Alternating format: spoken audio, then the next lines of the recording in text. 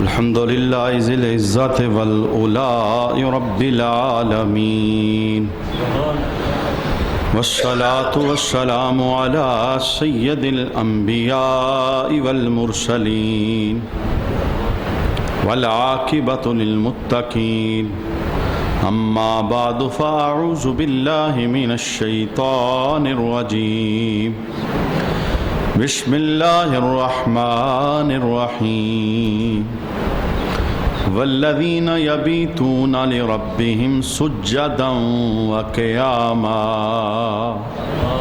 صدق الله مولانا العظيم إن الله وملائكته يصلون على النبي يا أيها الذين آمنوا صلوا عليه وسلموا تسليما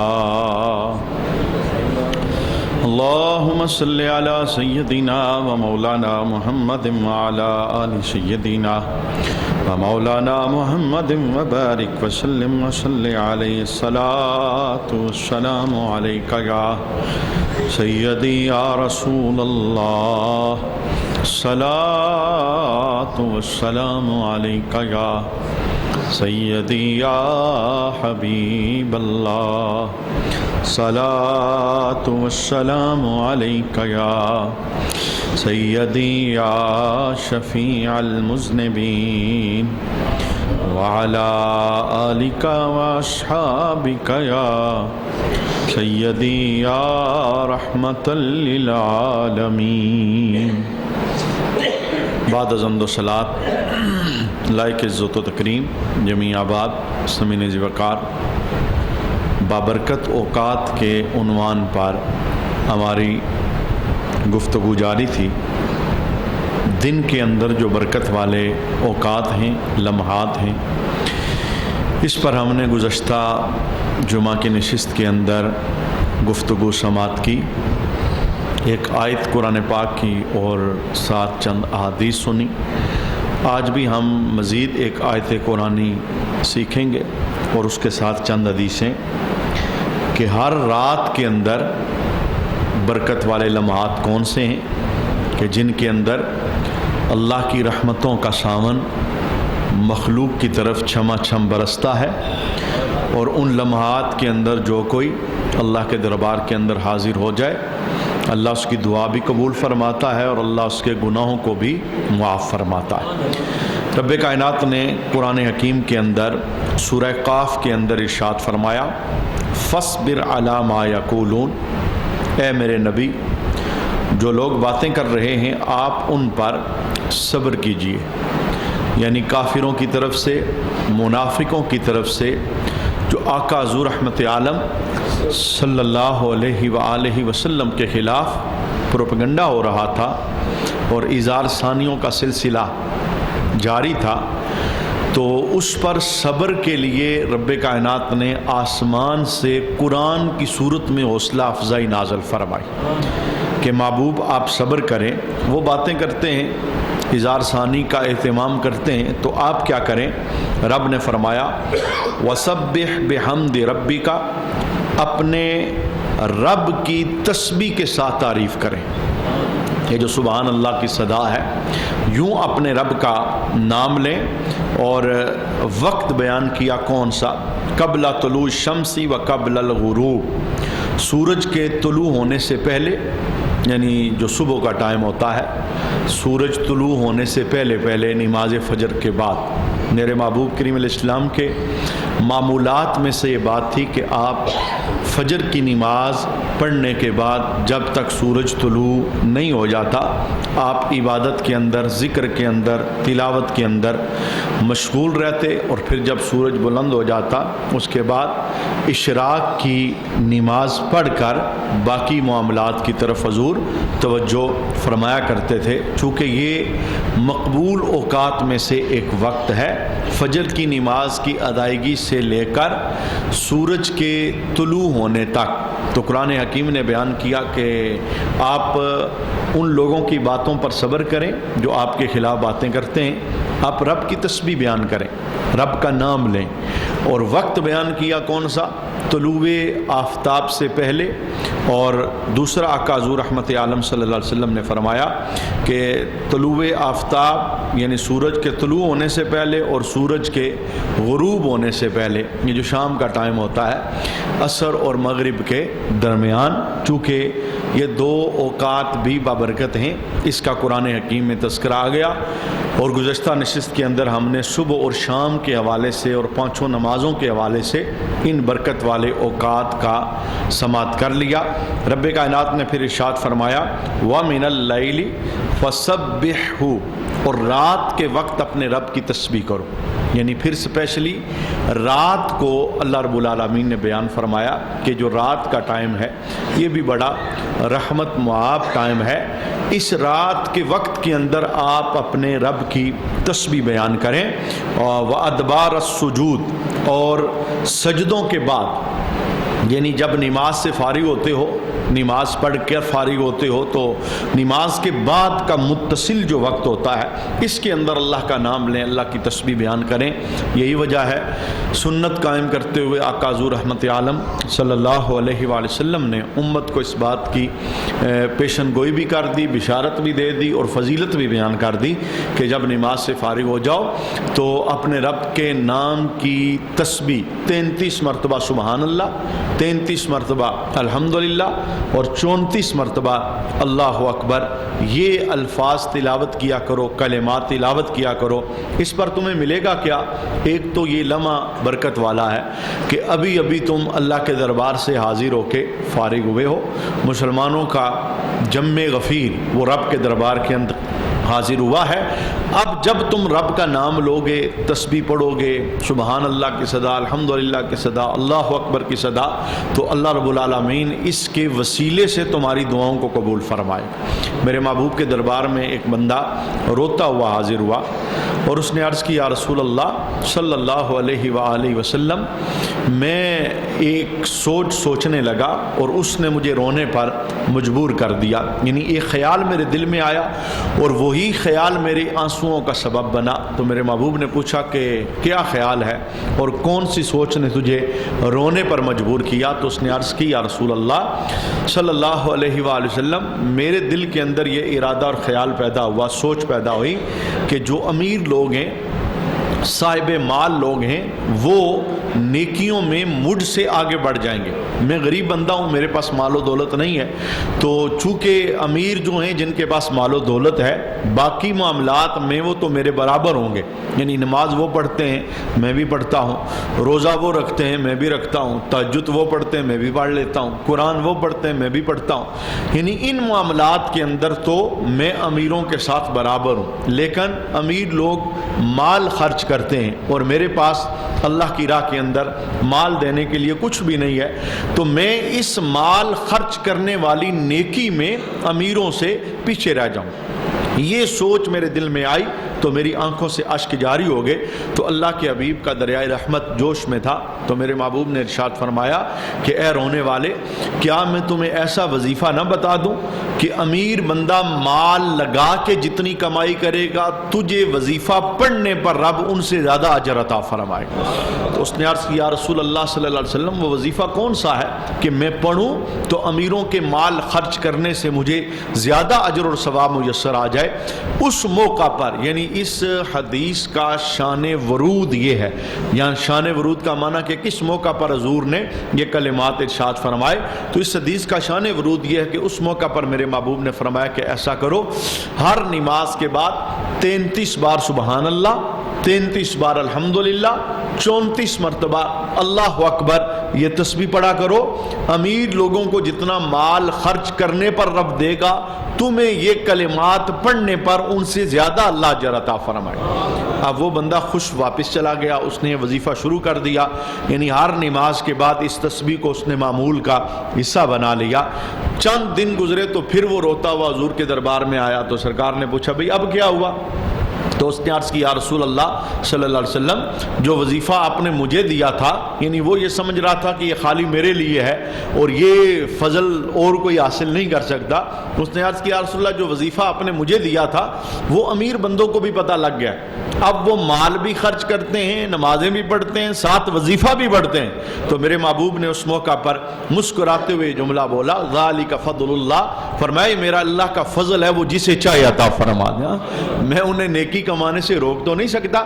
کہنے کا معنی یہ کہ قرآن پاک نے یہ جو جملہ ارشاد فرمایا وَأَدْبَارَ السُّجُودِ، اور سجدوں کے بعد والے اوقات، متصل نماز سے جو جڑے ہوئے اوقات ہیں، یہ بابرکت اوقات میں سے ایک وقت ہوتا ہے. یعنی ابھی ابھی بندہ سجدہ کر کے فارغ ہوا ہوتا ہے. آپ اس کی برکت یوں بھی ملاحظہ کر سکتے ہیں، بعض بندوں کو عادت ہوتی ہے کہ وہ فوراً سجدے والی جگہ کو چھوڑنا چاہتے ہیں. اگر کوئی مجبوری نہ ہو تو فوراً جہاں سجدہ کیا ہے اس جگہ کو نہیں چھوڑنا چاہیے، خاص کر کے وہ جگہ جب اللہ کا گھر ہو، یعنی چھوڑ کے بھاگنا نہیں چاہیے. اس کی وجہ کیا ہے؟ میرے محبوب ارشاد فرماتے ہیں کہ جب بندہ نماز پڑھ کر فارغ ہوتا ہے، یہ جو قرآن نے کہا نا کہ سجدوں کے بعد والے اوقات اس میں رب کا نام لو، اس میں رب کی تسبیح بیان کرو، یہ بابرکت لمحات میں سے ایک لمحہ ہے. اس کی اور برکت کیا ہے کہ جب بندہ نماز پڑھ کے اپنی جگہ پر بیٹھ جاتا ہے، کیونکہ نماز پڑھ کے تو فارغ ہو گیا ہے، اب خالی بیٹھ کے رب کا نام لے رہا ہے، تو کیا ہوتا ہے؟ اللہ تعالیٰ اس کے پاس ایک فرشتے کو کھڑا کر دیتا ہے اور اللہ حکم دیتا ہے ما دامت المصلی، یہ جب تک اس مصلی پہ بیٹھا رہے، نماز والی جگہ پہ بیٹھا رہے، اے فرشتے تو اس کے پاس کھڑے ہو کر بخشش کی دعائیں مانگتا رہے. یعنی یہ کتنی بڑی رحمت معابی ہوتی ہے اس لمحے کے اندر جب بندہ سجدہ کر کے فارغ ہوتا ہے. تو بابرکت لمحات میں سے ایک لمحہ ہم نے مزید سماعت کر لیا. اس آیت کے اندر جو خصوصی لفظ تھا جس پر آج ہم نے کلام سماعت کرنا تھا، رب کائنات نے کہا محبوب رات کے وقت بھی اپنے رب کی تسبیح بیان کرو. یہ جو رات کا وقت ہے اس کے اندر عبادت اور اس کے اندر اللہ کے دربار میں حاضری اور اس کے اندر راز و نیاز کی رب سے باتیں کرنا، یہ بندے کو بڑی رحمت دیتا ہے اور بڑا کرم عطا فرماتا ہے. میرے محبوب کریم علیہ السلام کی زندگی کے جو خواص تھے، یعنی خاصے تھے، ان میں سے ایک خاصہ یہ تھا کہ آدھی رات کے وقت آقا حضور رحمت عالم صلی اللہ علیہ وآلہ وسلم بستر سے اٹھ کے آقا حضور رحمت عالم وضو کرنے کے بعد اللہ کے دربار کے اندر حاضر ہو جاتے. اور کئی صحابہ اس بات کے گواہ ہیں کہ جب ہم آدھی رات کے بعد مسجد کے اندر آئے تو ہم نے دیکھا کہ مسجد کے ہی کونے میں کھڑے ہو کے محبوب نماز ادا فرما رہے ہیں. یعنی رات کی عبادت اور رات کو رب کے دربار میں حاضری، یہ میرے محبوب کا کتنا بڑا معمول تھا کہ رب نے آسمان سے قرآن نازل فرمایا یا ایھا المزمل قم اللیل الا قلیلا. محبوب آپ تو پوری پوری رات جاگتے ہیں، آپ کے پاؤں میں سوجن ہو جاتی ہے، ورم آ جاتا ہے، آپ تھک جاتے ہیں اور ہمیں آپ کی تھکاوٹ کا احساس ہے. رب نے کہا محبوب جاگا کرو پر رات کا تھوڑا حصہ، تھوڑا آرام بھی کر لیا کرو، وہ قلیل حصے کے اندر آپ ہمارے دربار کے اندر آیا کریں. یعنی اس سے یہ پتہ چلتا ہے کہ میرے محبوب کی رغبت کتنی تھی کہ رات کے وقت اللہ کے دربار کے اندر حاضری دینا. ہم غافل لوگ ہیں، کمزور لوگ ہیں، اور سونا ہمارے معمولات میں سے ایک معمول ہے. جب تک ہم سوئیں نا تو ہماری زندگی کے معمولات وہ احسن طریقے کے ساتھ نہیں چل سکتے، چونکہ ہم نبی نہیں ہیں، ہم عام لوگ ہیں اور یہ سارے عارضے ہمارے جسم کے ساتھ موجود ہیں، ہم اس مقام پر نہیں پہنچ سکتے. لیکن جو میں بتانا چاہتا ہوں جملہ یہ ہے کہ ہو سکتا ہے آنے والی رات اور ہو سکتا ہے کہ اس سے اگلی رات ایک ایسی رات ہمارے پاس آ رہی ہے کہ جس میں جاگنا رب نے بندوں کے لیے آسان فرما دیا.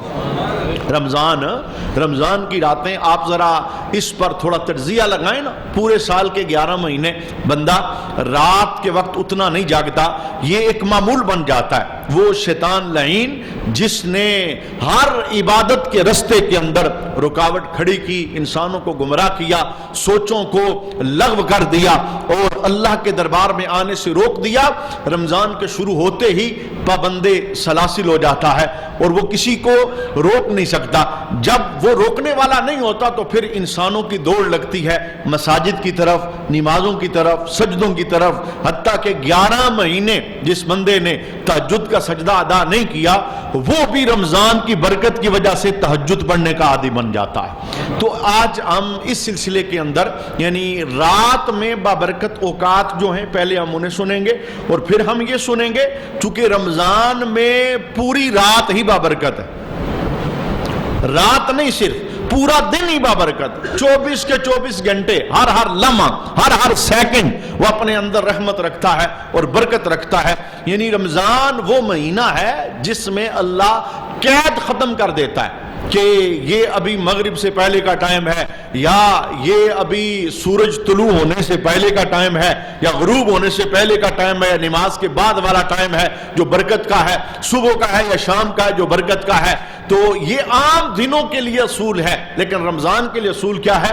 رمضان سراپا رحمت ہے، رمضان پورے کا پورا رحمت ہے۔ جب بھی جس وقت بھی کوئی اللہ کے دربار کے اندر حاضر ہوتا ہے اللہ اسے کرم عطا فرماتا ہے۔ لیکن جو جملہ میں بولنا چاہتا ہوں وہ یہ ہے کہ رمضان پورے کا پورا رحمت ہے، لیکن وہ اوقات جو غیر رمضان میں بھی رحمت ہوتے ہیں، جو غیر رمضان میں بھی بابرکت ہوتے ہیں، رمضان میں ان کی برکتیں ڈبل ہو جاتی ہیں، ان میں اترنے والا کرم اور برسنے والا ساون وہ ڈبل ہو جاتا ہے۔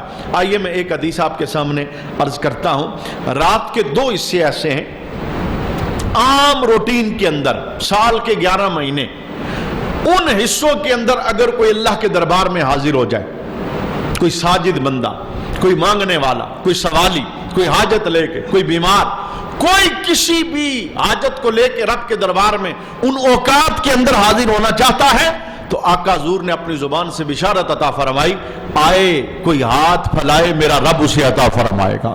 یعنی چونکہ رمضان تو پلٹ کے آئے گا 11 مہینے بعد، ضرورت تو روز ہو سکتی ہے، ہر رات کے اندر 2 اوقات ایسے رکھے گے، 2 لمحات ایسے رکھے گے، کوئی ان لمحات کے اندر رب العالمین کے دربار کے اندر حاضر ہو جائے ساجد بن کر، دعائیں لے کر، حاجتیں لے کر، وہ ہاتھ اٹھائے گا رب اس کی حاجت کو پورا فرما دے گا۔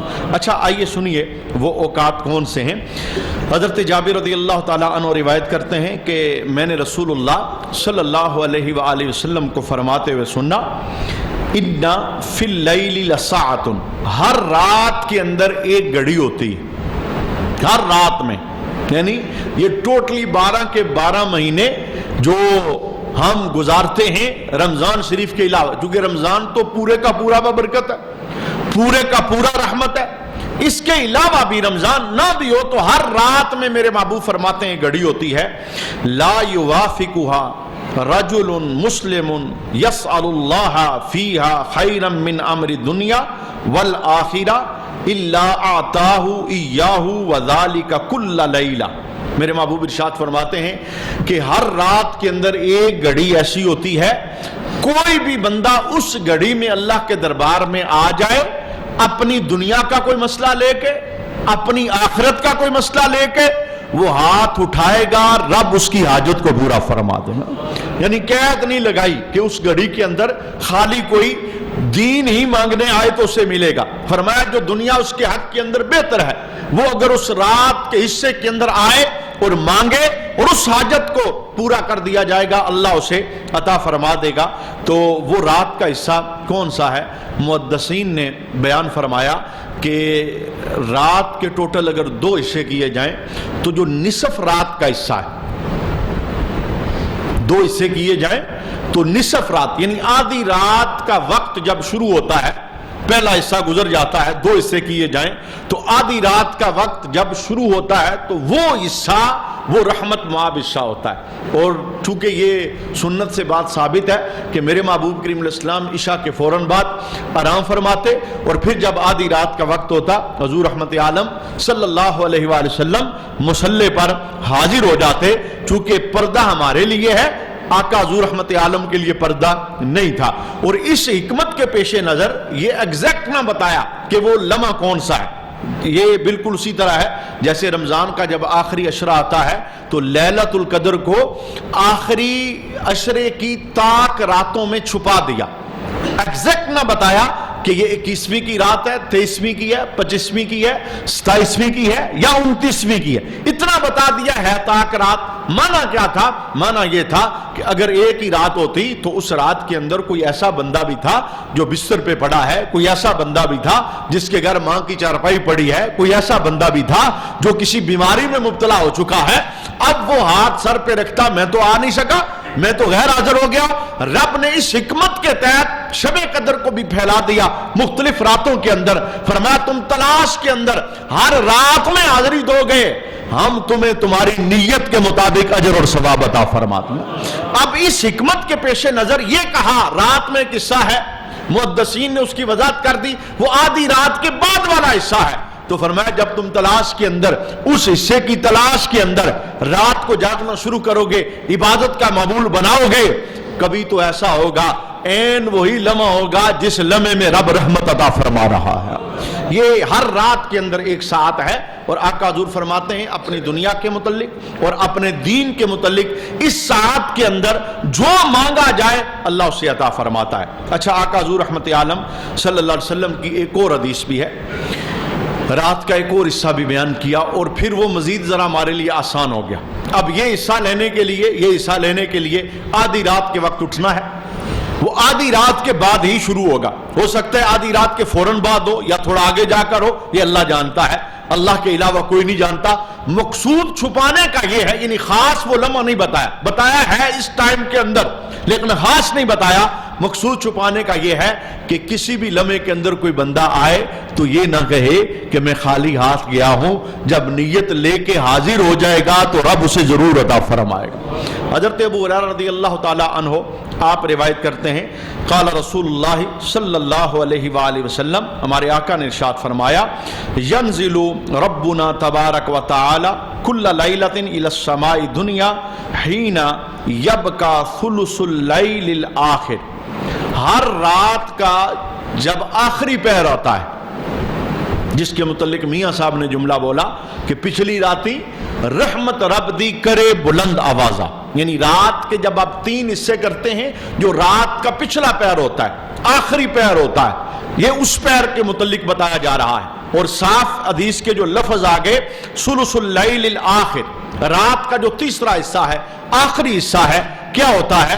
حضرت ابو ہریرہ رضی اللہ تعالی عنہ روایت کرتے ہیں کہ آقا حضور رحمت عالم صلی اللہ علیہ وسلم نے فرمایا، ینزل ربنا تبارک و تعالی کل لیلۃ الی السماء الدنیا، یہ جو آسمان دنیا والوں کے قریب ہے، 7 آسمان ہے نا، ایک دوسرے کے اوپر آسمان ہے، ہمیں تو نظر یہی آتا ہے، فرمایا رات کا جب آخری پہر ہوتا ہے، تیسرا پہر ہوتا ہے، اللہ کریم اس آسمان دنیا پر نزول اجلال فرماتا ہے۔ یہ دنیا والوں کو جو آسمان نظر آ رہا ہے، اس پر رب اپنی شان کے مطابق نزول اجلال فرماتا ہے۔ میں اگر اسے تھوڑا سا آسان کرنا چاہوں، یعنی یہ کون سا حصہ بن رہا ہے؟ یہ وہ حصہ بن رہا ہے جس سے آپ رمضان شریف میں سحری کے وقت اٹھ کے تہجد کا اہتمام کریں گا۔ ویسے تو یہ عام روٹین کے اندر نا تیسرے حصے میں یہ رحمت ہے، رمضان تو پورے کا پورا ہی رحمت ہے، یہ صدا رمضان میں ہر لمحہ آئے گی، ہر گھڑی کے اندر آئے گی رب العالمین کے دربار سے، لیکن عام راتوں کے حوالے سے میرے محبوب نے فرمایا جب رات کا تیسرا پہر آتا ہے، اللہ آسمان دنیا پہ نزول جلال فرماتا ہے اپنی شان کے مطابق، اور اللہ کے دربار سے 3 اعلان ہوتے ہیں، بندوں کی خاطر، میری خاطر، آپ کی خاطر، مانگنے والوں کی، حاجت مندوں کی، بیماروں کی، رزق کی تنگی کا رونا رونے والوں کے لیے، دیگر حاجتوں کو پورا کروانے والوں کے لیے رب العالمین کی رحمت بری اس بزم سے 3 صدائیں بلند ہوتی ہیں۔ کون کون سی؟ پہلی صدا میرے محبوب فرماتے ہیں کہ اللہ کی طرف سے اعلان ہوتا ہے، من یدعونی فاستجیب لہ، فرمایا کون ہے بندوں میں سے جو مجھ رب سے دعا کرے اور میں اس کی دعا کو قبول فرماؤں۔ اب دعا کے اندر ہر حاجت ہے جو مانگی جا سکتی ہے، ہر التجا ہے جو کی جا سکتی ہے، اللہ فرماتا ہے کون ہے، لیکن جناب بندوں پر تو غفلت آری ہے، جب رب صدا لگا رہا ہے، جب رب بلا رہا ہے، بندے تو اس وقت سو رہے ہیں۔ یہ ٹائم کون سا ہے؟ یہ ٹائم وہ ہے جہاں رب کے پیارے ہی رب کے دربار کے اندر حاضر ہوتے ہیں، ہم جیسے گناہگار تو غفلت کی نیند میں مصروف ہوتے ہیں اور لمبی تان کے سو رہے ہوتے ہیں، اور رب جانتا تھا میں تو 11 مہینے بلاتا رہا، لیکن جن کو بلا رہا تھا وہ تو آئے نہیں۔ آئے وہ جو پہلے سے نوازے ہوئے تھے، آئے وہ جن پر پہلے بھی کرم برسا ہوا تھا، تو رب نے سال کے بعد ایک اہتمام کیا ہے کہ وہ جو 11 مہینے نہیں آ سکے، میں ایک ایسا مہینے دینے لگا ہوں، پوری رات کے اندر جب بھی آئیں گے میں حاضری کو قبول فرما لوں گا۔ کوئی کہے مغرب کے بعد مانگوں گا، رب کہے گا دوں گا۔ کوئی کہے عشاء کے بعد مانگوں گا، رب کہے گا دوں گا۔ کوئی کہے میں صبح جب سحری کے وقت اٹھوں گا مانگوں گا، رب کہے گا دوں گا۔ کیوں؟ رمضان پورے کا پورا سراپا رحمت، پورے کا پورا قبولیت کے اوقات میں سے ایک وقت ہے، خصوصی وقت بھی ہیں، لیکن ہر لمحہ اس کا ببرکت اور ہر لمحہ اس کا رحمت معاب ہے۔ کہا ہر رات کے اندر ایک صدا یہ آتی ہے کوئی دعا مانگنے والا، ہے کوئی التجا کرنے والا، وہ آئے مانگے میں اسے عطا فرماؤں گا۔ دوسری صدا میرے محبوب ارشاد فرماتے ہیں رب کی طرف سے اعلان ہوتا ہے من یسألنی فأعطیہ، کون ہے جو مجھ سے سوال کرے اور میں اسے عطا کروں۔ اور تیسری صدا من یستغفرنی فاغفر لہ، کون ہے جو مجھ سے آ کے گناہوں کی معافی مانگے اور میں اللہ اس کے گناہوں کو معاف فرما دوں۔ یہ جو تیسری صدا ہے اس کی طرف میاں صاحب نے اشارہ کیا کہ پچھلی راتی رحمت رب دی کرے بلند آوازہ، بخشش منگن والے کارن کھلا ہے دروازہ ہے۔ کوئی آئے بخشش مانگنے والا، کوئی آئے گناہوں کو لے کر، کوئی آئے باغی مجرم گناہگار پلٹنا چاہتا ہے، وہ رات کے پچھلے پیر آ کے آنسو بہائے، اللہ فرماتا ہے میں اس کے سارے گناہوں کو معاف فرما دوں گا۔ آقا حضور رحمت عالم صلی اللہ علیہ وآلہ وسلم نے رات کے بابرکت والے اوقات بیان کرتے ہوئے میرے محبوب نے ایک جملہ اور بھی ارشاد فرمایا۔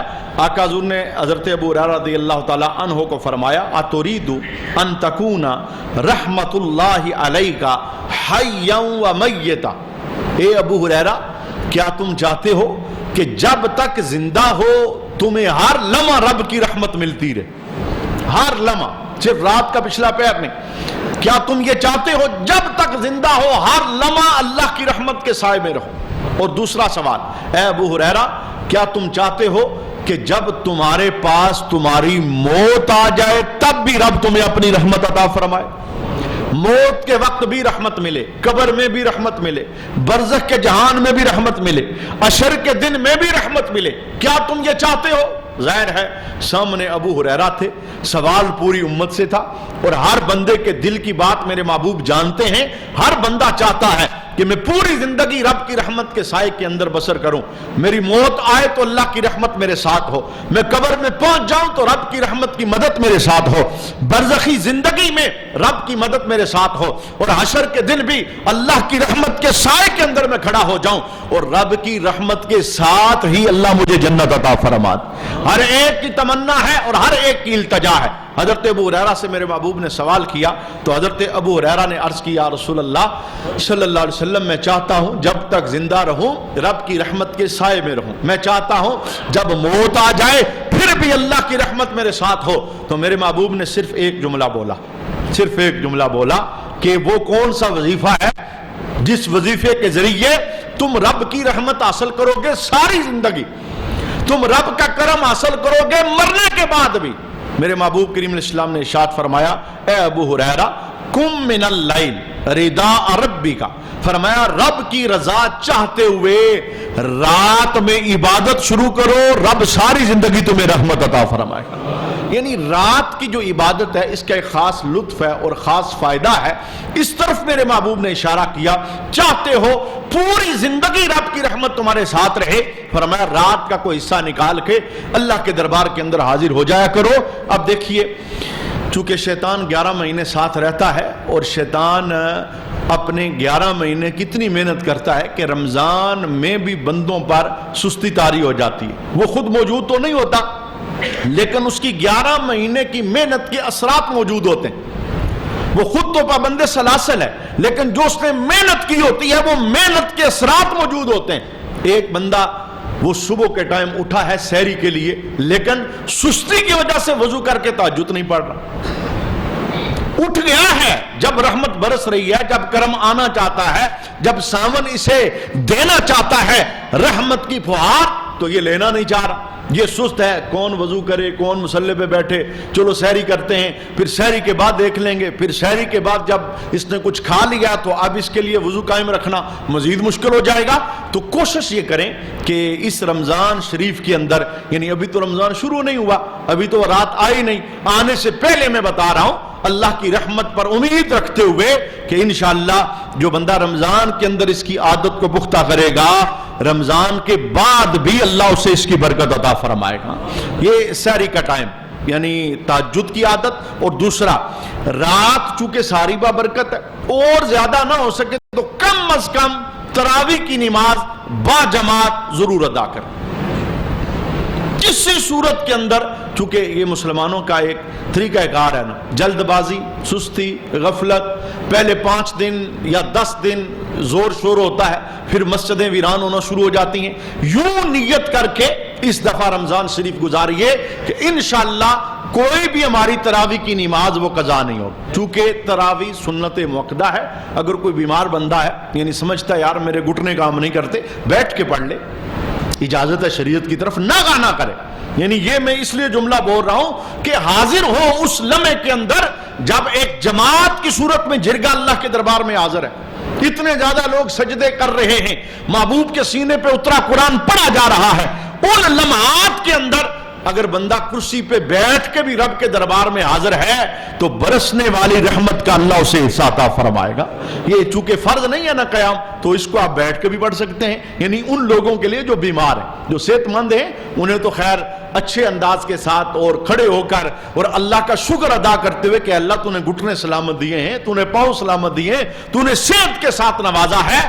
عبادت سے کبھی بھی بندہ مرتا نہیں ہے، اور میں کہتا ہوں اگر مر جائے تو اس سے اچھی موت کیا ہے؟ مرتا تو نہیں ہے، یہ بتا رہا ہوں، لیکن اگر مر ہی جائے تو بتائیں نا سجدے سے بڑی موت کوئی ہے؟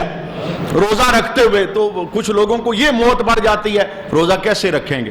تو آقا حضور رحمت عالم صلی اللہ علیہ وسلم کی حدیث ہے، خاص کر کے وہ جنہیں شیطان نے اندر سے پریشان کیا، نہ رکھنا کچھ ہو جائے گا۔ میں انہیں بتانا چاہتا ہوں، میرے محبوب نے فرمایا روزہ رکھو رب تمہیں صحت عطا فرمائے گا۔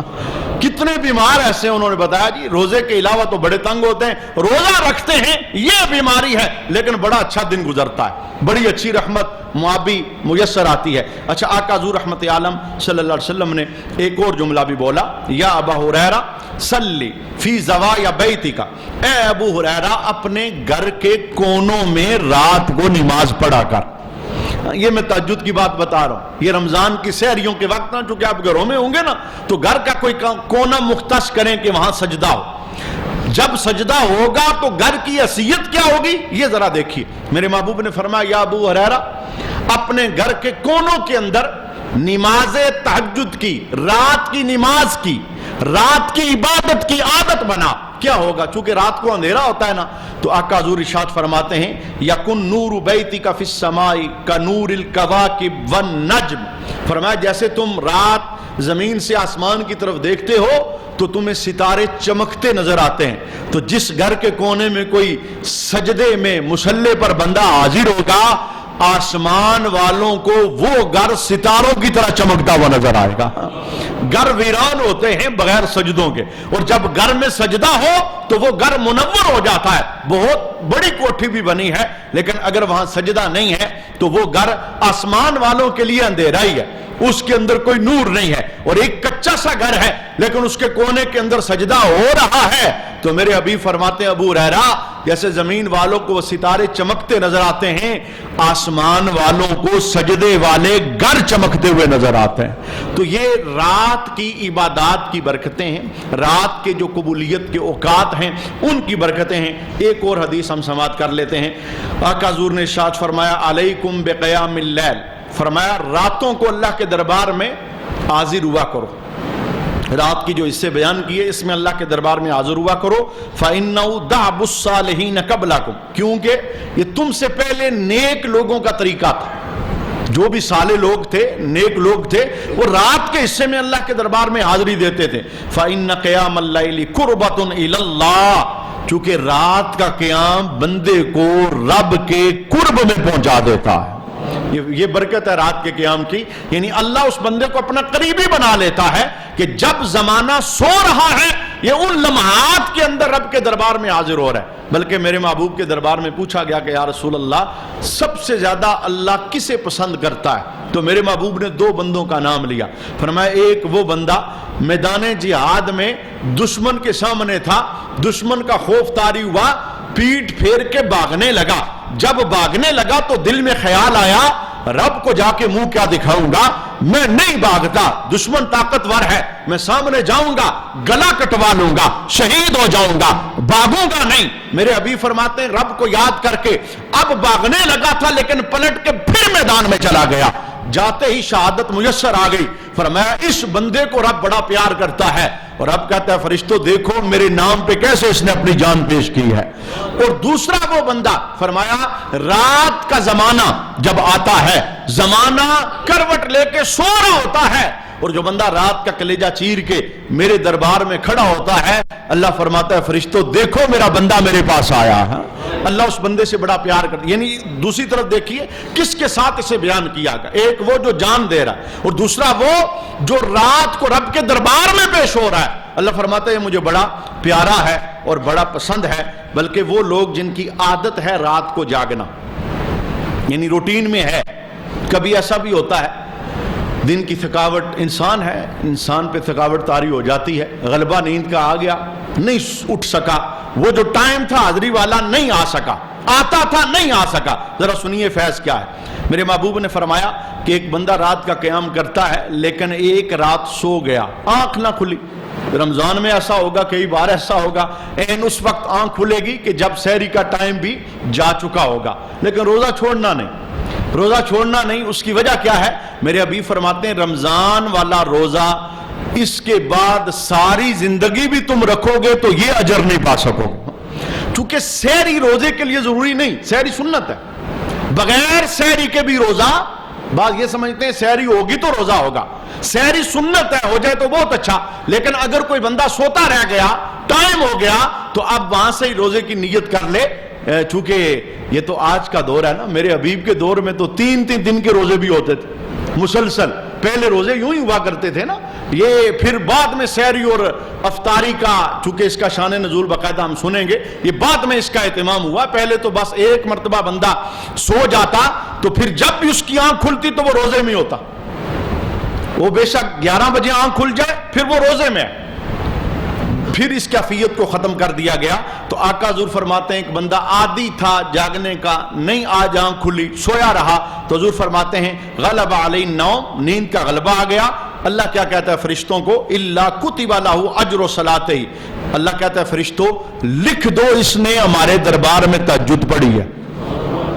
نہیں پڑھی یہ تو لکھا ہوا ہے, اللہ کہتا ہے لکھو اس نے پڑھی ہے. اور دوسرا وَكَانَ نَوْمُهُ صَدَقَةً عَلَيْهِ, آج ہم اس کا سونا صدقے میں شمار کریں گے. آیا کرتا تھا, تھک گیا میرا بندہ, آج لیٹ گیا ہے, عادی تھا, ہم غیر حاضری نہیں لگائیں گے, ہم اسے تہجد کا ثواب بھی دیں گے اور اس کی نیند خالی نیند نہیں ہوگی, اسے ہم صدقے میں تبدیل فرما دیں. اللہ ہمیں رات کی ساعتوں کے اندر عبادت کی توفیق عطا فرمائے.